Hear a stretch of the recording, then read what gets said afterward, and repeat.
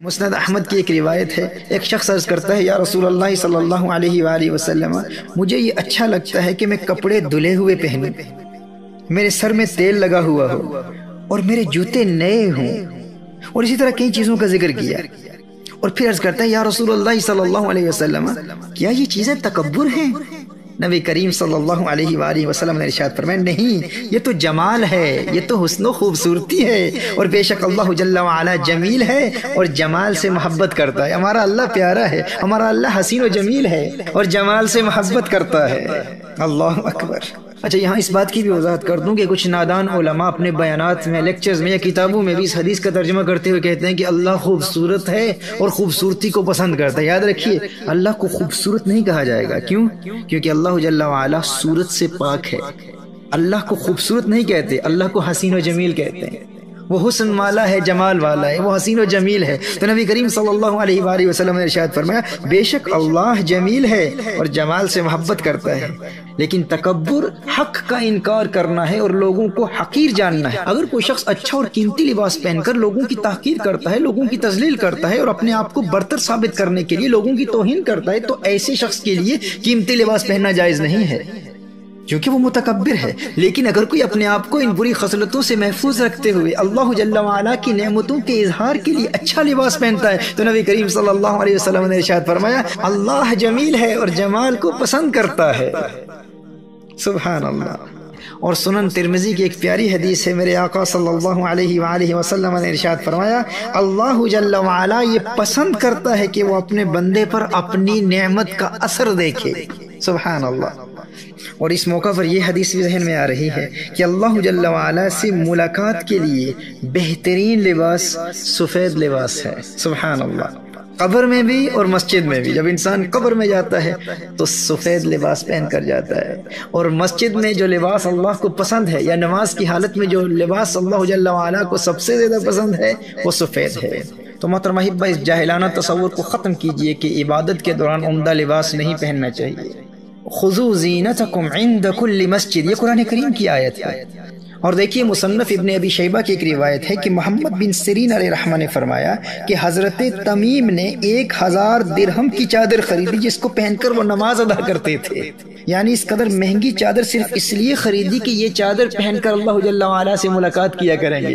یعنی جب بھی اپنے رب سے ملاقات کروں گا تو اپنے پسندیدہ اور قیمتی لباس میں ملبوس ہو کر ملاقات کروں گا۔ بھائی، دنیا داروں سے ملتا ہوں، دنیا کے اہم شخصیات سے ملتا ہوں، تو اس وقت اپنا پسندیدہ لباس پہنتا ہوں، اور اللہ سے ملاقات کروں تو پرانے کپڑے پہنوں۔ جب ہر روز 5 وقت کی نماز ادا کرنے کا وقت آتا ہے، اپنے رب سے راز و نیاز کی باتیں کرنے کا وقت آتا ہے، اور میں جانتا ہوں میرا رب مجھے دیکھ رہا ہے اور مجھے سن رہا ہے، مجھے نظر نہیں آتا لیکن وہ تو مجھے دیکھ رہا ہے نا، تو کیوں نہ میں اپنا عمدہ لباس پہن کر اپنے رب کی بارگاہ میں حاضر ہو جاؤں۔ اور غور طلب امر یہ ہے کہ اچھا لباس آپ کی نفسیات اور آپ کے رویوں پر بھی مثبت اثرات مرتب کرتا ہے۔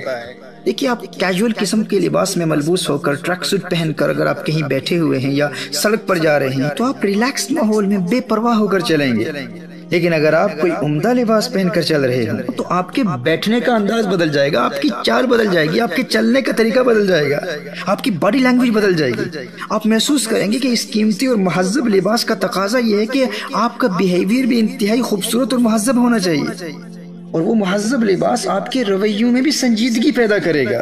اور اس حالت میں جب آپ نماز میں کھڑے ہوں گے تو آپ محسوس کریں گے کہ آپ کی خارجی کیفیت آپ کی باطنی کیفیات پر بھی اثر انداز ہو رہی ہے۔ خارجی کیفیت آپ کے باطن میں بھی انہماک قلب اور سنجیدگی کے اثرات مرتب کر رہی ہے۔ یہ ایک نیچرل چیز ہے، یہ ایک نیچرل فینومینا ہے۔ آپ کا اچھا لباس آپ کے رویوں پر بھی مثبت اثرات مرتب کرتا ہے، آپ کا بیہیویئر بدل جاتا ہے، آپ کی باڈی لینگویج بدل جاتی ہے۔ لیکن جیسے میں نے پہلے کہا تھا کہ یہ اسی کے لیے ہے جسے اس بات کا یقین ہو کہ میرا رب موجود بھی ہے اور مجھے دیکھ بھی رہا ہے، مجھے سن بھی رہا ہے۔ جیسے کوئی اسکائپ پر بیٹھا ہوا ہے اور کسی سے باتیں کر رہا ہے، لیکن جس سے وہ باتیں کر رہا ہے وہ نظر بھی نہیں آ رہا اور اس کی آواز بھی اسے سنائی نہیں دے رہی، لیکن اسکائپ کی اس جانب سے باتیں کرنے والا یہ یقین رکھتا ہے اور اسے اعتقاد جازم حاصل ہے کہ اس جانب کوئی موجود ہے، دیکھ بھی رہا ہے اور سن بھی رہا ہے۔ لیکن جسے اس بات کا یقین ہی نہیں کہ کوئی اس جانب موجود بھی ہے یا نہیں، دیکھ رہا ہے یا نہیں، سن رہا ہے یا نہیں، مجھے فرق نہیں پڑتا، بھائی میں تو اس طرف سے باتیں کر رہا ہوں، مجھے اس بات کا کیا فرق پڑتا ہے ادھر کوئی ہو یا نہ ہو، میں تو باتیں کر رہا ہوں نا، اور میں وقتاً فوقتاً باتیں کرتا رہوں گا، اور اسے اس بات کا یقین ہی نہیں ہے کہ اس جانب کوئی ہے بھی یا نہیں۔ تو بتائیے ایسے شخص کی باتوں کی کیا مقصدیت اور معنویت باقی رہتی ہے؟ اور وہ جب اس بے یقینی کے عالم میں باتیں کرے گا تو اس سے کس قدر قلبی حضوری حاصل ہوگی، اور کس محبت سے بات کرے گا جب اسے یقین ہی نہیں ہے کہ ادھر کوئی ہے بھی یا نہیں۔ آپ بات سمجھ رہے ہیں نا میرے دوستو؟ جب اسے اس بات کا یقین ہی نہیں کہ کوئی اس جانب سے اسے دیکھ رہا ہے، وہ نظر نہیں آتا لیکن وہ دیکھ رہا ہے، تو پھر وہ کیوں اچھے کپڑے پہنے گا بھائی؟ وہ کیوں عمدہ اور قیمتی لباس میں ملبوس ہو کر بیٹھے گا؟ لیکن جسے اس بات کا یقین ہو، وہ دیکھ بھی رہا ہے، وہ سن بھی رہا ہے، وہ خلاق کائنات ہے، وہ پروردگار عالم ہے، وہ مجھ سے محبت بھی کرتا ہے، اور جس پیار بھرے لہجے میں اس سے باتیں کر رہا ہوں وہ میری باتیں اسی پیار سے سن بھی رہا ہے، اسی پیار سے مجھے دیکھ بھی رہا ہے۔ جسے اس بات کا یقین ہو، پھر وہ پیارے کپڑے پہن کر اس رب کی بارگاہ میں حاضر ہوگا، وہ مکمل تیاری کے ساتھ اس رب کی بارگاہ میں حاضری کا شرف حاصل کرے گا۔